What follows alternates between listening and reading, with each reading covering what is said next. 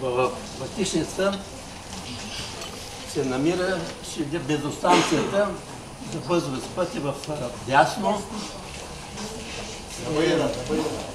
Сега къщата на Къню стои, но на Грозю е съборена, няма.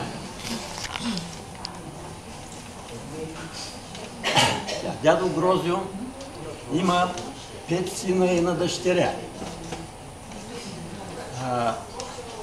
Има и сестри.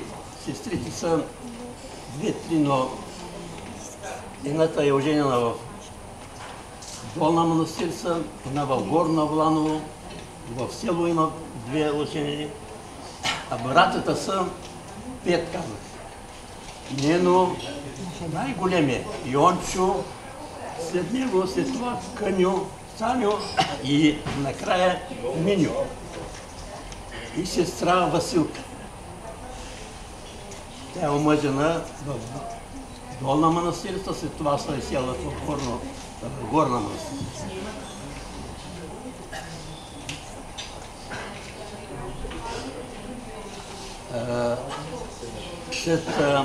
Трябва да ви кажа, че нашия дядо, на вас предядо, на мене дядо, Грозю, е починал на 33 години. Много млад. Починали следствие на... От баща си съм чул, че наблюдавал там 2-3 души да местят някаква бъчва и не могат да я помръднат, той ги отстранил и сам е премести. И вследствие на това е получил някакво така скъсване на органи в организма и след 1 месец почил. Като става 5 сина и на дъщеря. Най-малкият син е бил пеленач още и го дават в съседното село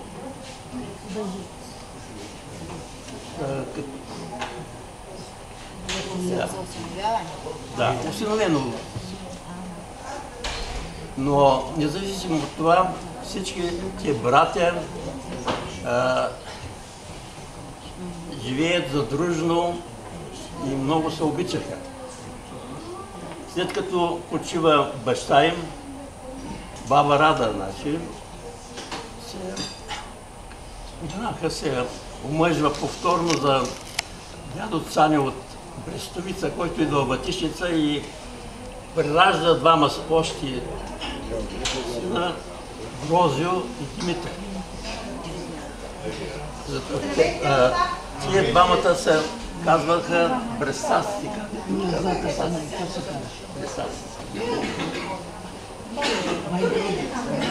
Споменах, че много задружно много се обичаха братята и тогава такива обичаи имаше по време на такива масови земеделски работи, се съюзяваха по жетва, по вършитба и си ходеха на гости, по празници. И друго трябва да полете, че гена на нашия род с почти всички са починали между 85 и 95 години. Значи, дядо Нено, чичо Нено за мене, най-възрастният почина на 93 години.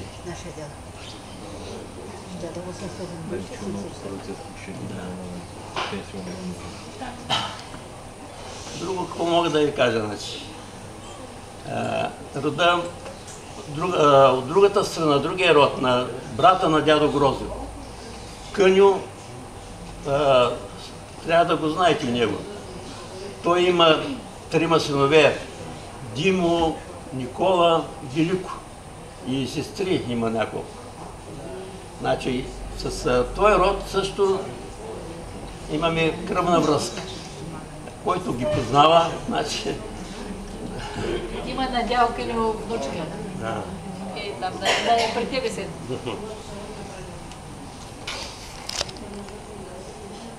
Това е.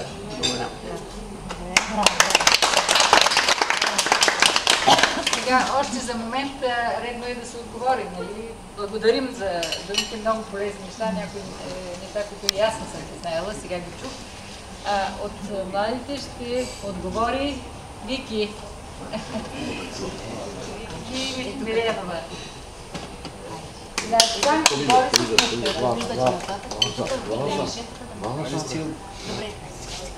Добре дошли, мили роднини! Днес видяхме много близки от нашия род, които не сме познавали, особено ние малките. Благодарим ви, че сте тук. Дано повече измежду присъстващите да достигнат годините на дядо Грозо Цанев. Желаем ви приятни моменти по време на среща, а и след това. Благодарим и на двамата. Сега... Добре. Ами, сега заповядайте. От утре след тези песни, които ще известне. Може също да кажеш нещо.